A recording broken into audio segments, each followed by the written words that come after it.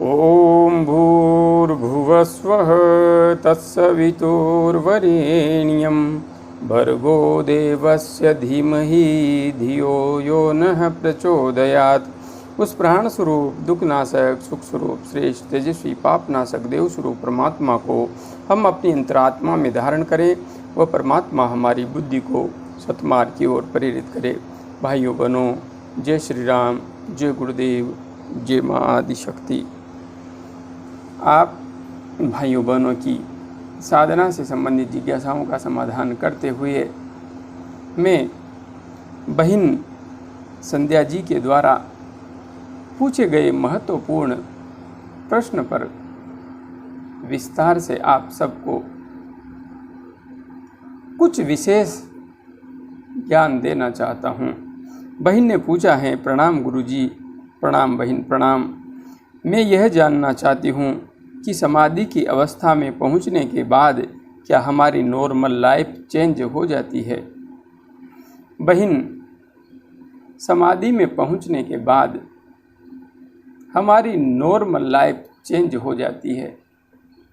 आपने बहुत ही महत्वपूर्ण प्रश्न पूछा है और यह प्रश्न साधक के मन में आना एक स्वाभाविक बात है। जहाँ तक बात है नॉर्मल लाइफ की, तो नॉर्मल लाइफ तो निश्चित रूप से चेंज होती है, क्योंकि जब आप सामान्य जीवन जी रहे होते हैं तब आपकी विचारधारा, आपके सोचने का ढंग बिल्कुल अलग होता है, क्योंकि तब आप इस संसार को किसी अलग दृष्टिकोण से देखते हैं।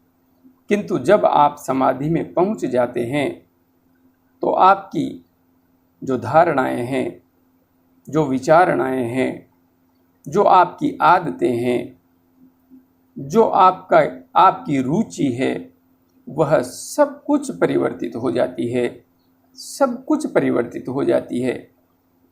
आपको सामान्य इंसान के रूप में जिन कार्यों में पहले आनंद की अनुभूति होती थी, एक समाधिस्थ योगी को उन कार्यों में कोई रुचि नहीं रहती। समाधिस्थ योगी के लिए फिर परोपकार ही एकमात्र उद्देश्य रह जाता है, जन कल्याण ही एकमात्र उद्देश्य रह जाता है। उसके लिए स्वयं का कोई हित नहीं होता, इस संसार का हित ही उसका हित बन जाता है। इसलिए समाधिस्थ योगी के लिए यह संसार अपना स्वयं का अस्तित्व हो जाता है। वह इस संसार के लिए करता हुआ दिखाई तो देता है, किंतु वास्तव में वह स्वयं के लिए ही सब कुछ कर रहा होता है, क्योंकि यहाँ पर एक ही तत्व विस्तृत है, आत्म तत्व। इस आत्मा का ही विस्तार इस संपूर्ण ब्रह्मांड में हुआ है। और हाँ, यह आत्मा एक ही है, उसी का अलग अलग रूपों में हम दर्शन कर रहे हैं।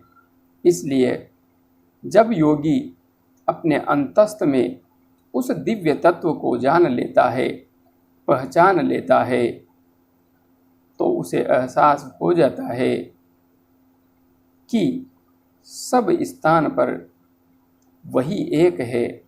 मेरे अंदर भी वही है, मेरे बाहर भी वही है। बस इसी दृष्टिकोण से वह सब कुछ करता है, जबकि आम इंसान ऐसा नहीं सोच पाता।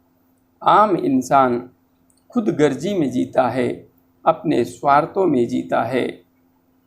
इसलिए इतना सा अंतर आता है, बाकी तो कोई विशेष अंतर नहीं आता है। जय गुरुदेव, जय माँ आदिशक्ति।